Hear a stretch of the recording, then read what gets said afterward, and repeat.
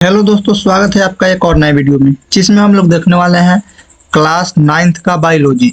जिसमें हम लोग देखेंगे चैप्टर 2 होगा। अगर हम भारतीय भवन किताब को देखते हैं और एनसीईआरटी बुक को देखते हैं तो हमारा जो है चैप्टर 6 होगा। यह वीडियो पार्ट 1 होगा। तो चलिए हम लोग जो है हमारा चैप्टर नंबर 6 या चैप्टर नंबर 2 हमारा भारतीय भवन के किताब के अनुसार होगा।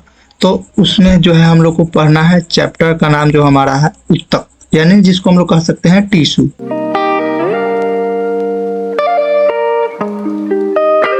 तो इसको अब हम लोग समझते हैं कि आखिर जो है उत्तक क्या होता है। तो चलिए यहाँ देख लेते हैं कि उत्तक क्या होता है।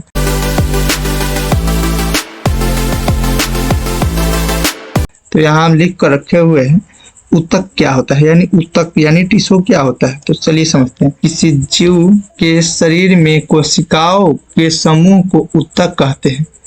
किसी जीव के शरीर में कोशिकाओं के समूह को क्या कहते हैं? उत्तक कहते हैं।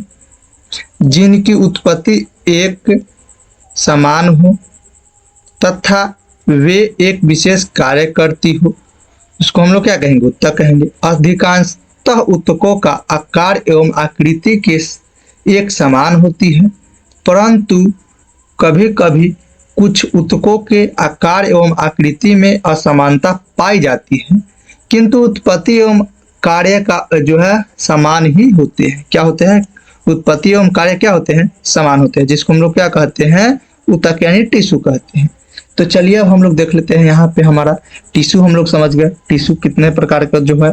टिश्यू 2 यानी उत्तक 2 प्रकार के हो सकते हैं, एक पादप उत्तक, दूसरा जंतु उत्तक। तो सबसे पहले हम लोग समझेंगे कि आखिर जो है हमारा पादप उत्तक क्या है।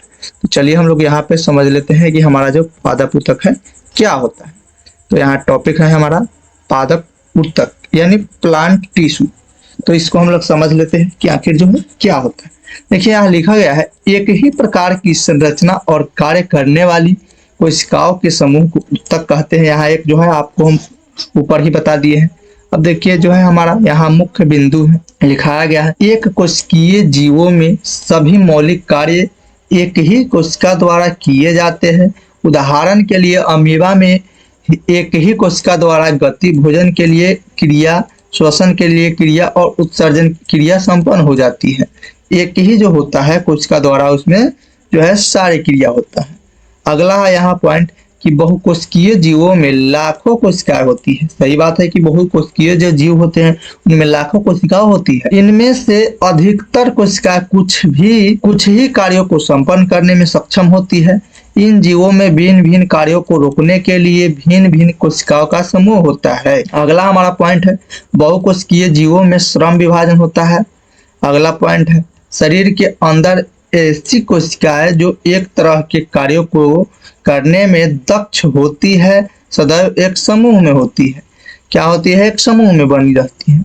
अगला पॉइंट है एक ही संरचना वाले कोशिकाओं का वह समूह जो शरीर के किसी निश्चित स्थान विशिष्ट कार्य करते हैं उत्तक कहलाते हैं। तो हम लोग क्या समझे? यहाँ तक उत्तक समझ लिए। अब देखिए यहाँ लिखा गया है मनुष्य में क्या होते हैं? मांसपेशीय कोशिकाएं।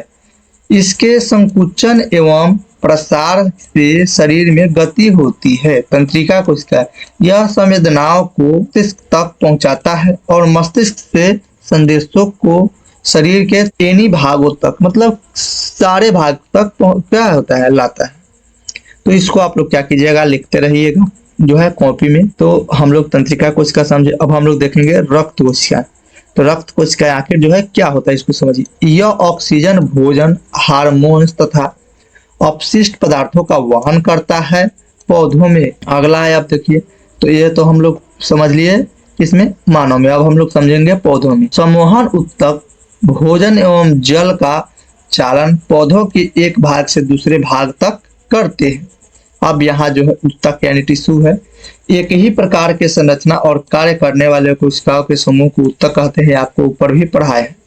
तो अब हम लोग यहाँ उत्तक जो हमारा है, यहाँ पादप उत्तक यानी प्लांट टिश्यू में क्या क्या होता है इसको समझिए। चलिए हम लोग पॉइंट नंबर 1 देखते हैं। यहाँ लिखा हुआ है पौधे स्थिर होते हैं, वे गति नहीं करते हैं क्योंकि ये अपना भोजन एक स्थान पर स्थित रह के ही प्रकाश संश्लेषण की क्रिया द्वारा प्राप्त कर लेते हैं। दूसरा नंबर पॉइंट है, उनके अधिकांश ऊतक सहारा देने वाले ऊतक होते हैं तथा पौधों को संरचनात्मक शक्ति प्रदान करते हैं। तीसरा नंबर पॉइंट है, अधिकांश पादप ऊतक मृत होते हैं। ये मृत ऊतक जीवित ऊतकों के समान ही यांत्रिक शक्ति प्रदान करते हैं तथा उन्हें कम अनुरक्षण की आवश्यकता होती है। अगला पॉइंट है चौथा नंबर, पौधों में वृद्धि कुछ क्षेत्रों में ही सीमित होती है। पांचवा नंबर पॉइंट है, पौधों में कुछ ऊतक जीवन भर विभाजित होते रहते हैं। ये ऊतक पौधों के कुछ निश्चित भाग में ही होते हैं, जो ऊतक के विभाजन होने की क्षमता पर आधारित होता है। विभिन्न प्रकार के पादप ऊतकों को वृद्धि या क्या करते हैं, विभोजोतक ऊतक और अस्थायी ऊतक के रूप में वर्गीकृत किया जा सकता है। तो हम लोग यहाँ तक अभी तक पादप ऊतक समझे, अब हम लोग जंतु ऊतक समझेंगे यानी एनिमल टिश्यू। इसको हम लोग समझते हैं क्या होता है। तो देखिए इसमें भी पॉइंट कुछ लिखाया गया है कि दूसरी ओर भोजन, जंतु भोजन, जोड़ी और आवास की तलाश में चारों ओर घूमते हैं। दूसरा नंबर पॉइंट है, पौधों के तुलना में जंतु अधिक ऊर्जा खर्च करते हैं। तीसरा नंबर पॉइंट है, ऊतक का अधिकांश भाग जीवित होता है। चौथा नंबर पॉइंट है, हमारा जंतुओं में कोशिकाओं की वृद्धि एक समान होती है, इसलिए इसमें विभाज्य और अविभाज्य क्षेत्रों की कोई निश्चित सीमा नहीं होती है। अब हम लोग समझेंगे यहाँ पादप में ऊतकों के प्रकार, टाइप्स ऑफ प्लांट टिश्यू। तो इसको हम लोग समझ लेते हैं। यहाँ है एक नंबर पॉइंट, विभज्योतक ऊतक। तो यहाँ जो है हमारा पौधा की वृद्धि केवल उनके कुछ निश्चित एवं विशेष भागों में होता है। जो विभज्योतक ऊतक है उसका काम क्या है, पौधों की वृद्धि केवल उनके कुछ निश्चित एवं विशेष भागों में ही हो पाता है। इससे ऐसा विभाजन होने वाले ऊतकों के कारण ही होता है। ऐसे विभाजित होने वाले ऊतक पौधों के वृद्धि वाले भागों में ही स्थित होते हैं। इस प्रकार के ऊतक को विभज्योतक ऊतक कहते हैं। विभज्योतक ऊतक का वर्गीकरण, क्लासिफिकेशन ऑफ मेरिस्टेमेटिक टिश्यू, तो इसको हम लोग समझेंगे। ये नंबर है शीर्षस्थ विभज्योतक, तो इसको हम लोग अगले वीडियो में पढ़ेंगे। तो हमारा जो है वीडियो पार्ट 2 में इसको देखेंगे। तो हम लोग यहाँ तक समझे हैं कि पादप ऊतक क्या होता है, जंतु ऊतक क्या होता है। दोस्तों अगर वीडियो आपको यह अच्छा लगे तो सबसे पहले आप इस चैनल को सब्सक्राइब कीजिएगा, वीडियो को लाइक कीजिएगा और साथ ही अपने दोस्तों के पास इस वीडियो को ज़्यादा से ज़्यादा शेयर कीजिएगा। और उन दोस्तों के पास शेयर कीजिए जो अभी क्लास 9th में है और या जो क्लास 8th से अब 9th में जाने वाले हैं, तो उनके पास शेयर कीजिएगा ताकि वे भी कुछ जो है बायोलॉजी ऑनलाइन पढ़ सके। तो आज के लिए इतना ही। जय हिंद दोस्तों, धन्यवाद।